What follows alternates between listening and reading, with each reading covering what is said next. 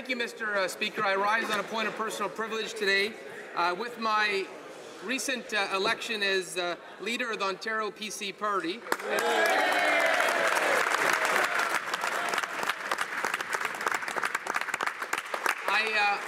I stand today to announce that I will be tendering my resignation as the Member of Parliament for Barrie.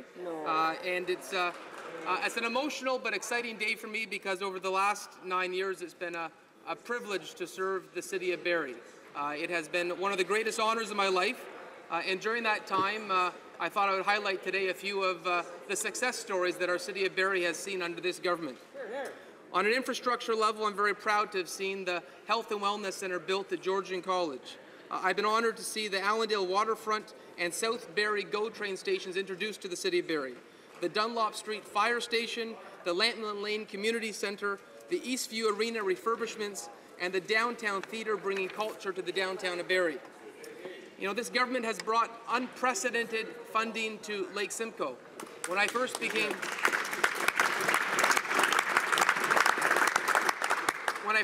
a Member of Parliament, I think phosphorus levels were one of the greatest challenges on Lake Simcoe. I see the member for York Simcoe chairing that because I know he was one of the biggest champions of the Lake Simcoe cleanup, and the member for Simcoe North as well. But we take great pride in knowing that the lake today is healthier than it's ever been, thanks to $60 million of Government of Canada investment in cleaning up Lake Simcoe.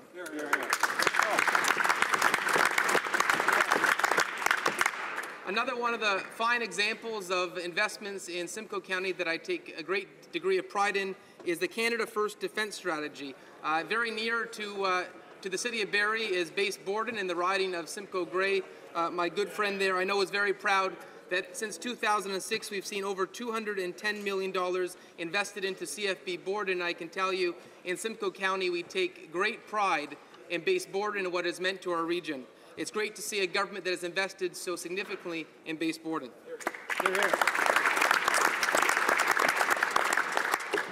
Barrie is also home to a very active charitable sector. I think one of my greatest pleasures as an MP has been trying to channel that goodwill to causes that I care dearly about. You know, I think of the Royal Victoria Hospital. 9 years ago I made it my project to fundraise for the hospital through an annual hockey game. I think of my grandmother who volunteered there for 50 years, and it was known as a blue coat. Any volunteer at RVH is known as a blue coat. But with the community's assistance and through Hockey Night in Barrie, we were able to raise $1.4 million.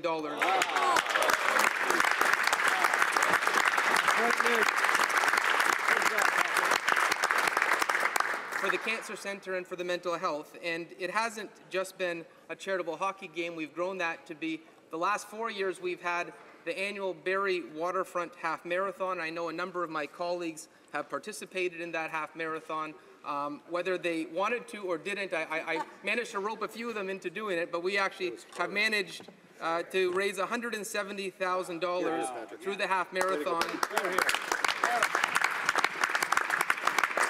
for causes as important as the David Busby Street Centre, Gildas Club, Autism Ontario, Talk is Free Theatre, JDRF, and this year the race is continuing and it will be in support of the YMCA of Simcoe Muskoka, CNIB, and the Alzheimer's Society of Simcoe County. Another area that I wanted to highlight, outside of my own riding, I wanted to highlight some of my favorite projects in Ottawa. One being work with India. I've had the honor to serve as the Canada-India Parliamentary Association Chairman for 9 years, and during that period I've worked with a number of my colleagues on our relationship with India. I've actually had the fascinating privilege of going there 15 times, and in that work we've been able to work on expanding trade with India, educational linkages, energy agreements, and even the opportunity to develop a personal friendship with India's Prime Minister Narendra Modi. You know, one story that I laugh about now is when the member for Calgary North East joined me on the Canada-India Executive, I asked him to come to India for a weekend to open the centre in Gandhinagar that was going to be Narendra Modi's prize project as Chief Minister. And you're not supposed to you're not supposed to leave for a weekend to go to India, and we had to leave on a Thursday. So I told the member for Calgary Northeast that it would just be an extended bathroom break. And we got in a little bit of trouble with the whip, but I know the Prime Minister of India today remembers fondly that we made the trip there for practically a day. Another one of my favorite projects in Ottawa has been working with the Tamil Canadian community. As a constituency MP, you learn about issues that you may not know a lot about. I remember in 2009, I had an individual by the name of Ranji Sureshkumar come to my office and cry on my couch about what was happening in Sri Lanka. It's one of the things that I take great honor in seeing how our government has responded over the years to the genocide that took place in Sri Lanka and have been the world's largest critic of what has happened and the human rights abuses that occurred in Sri Lanka. And that's an example of how a community like the Tamil community engaged with MPs, raised the issues, and many of us who did not know a lot then became their advocates and their voice in the House of Commons, and that has been a real honor. And I know that on my leadership, one of the things that I was very honored by, it was communities like the Indo-Canadian community and the Tamil community that stood firmly by my side, and certainly those are friendships and support that I'm never going to forget.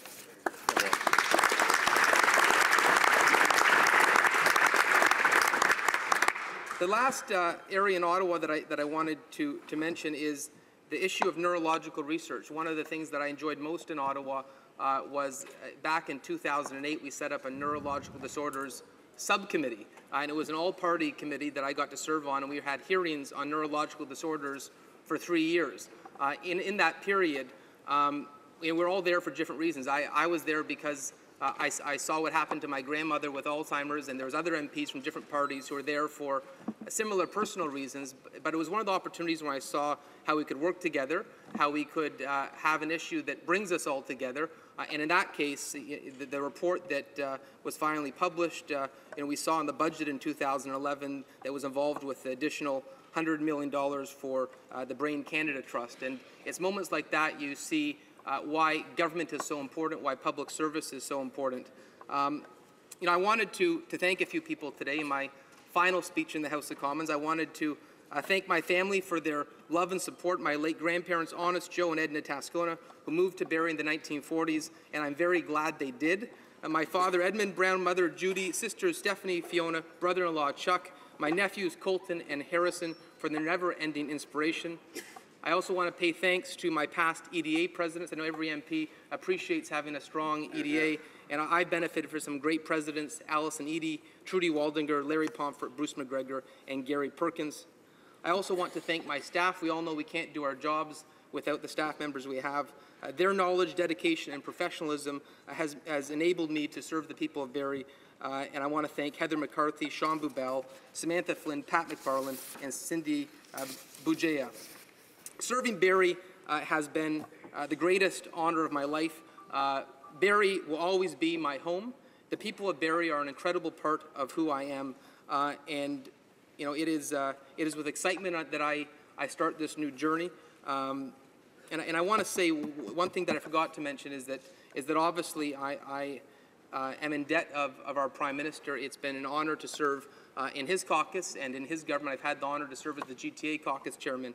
And as I leave this House, I am as proud of the Prime Minister's work on behalf of Canada as I was on day one. I think we have a Prime Minister that has made Canada the envy of the world.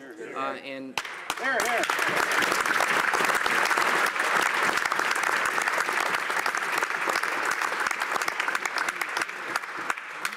I truly believe that he will go down in history as one of our greatest Prime Ministers.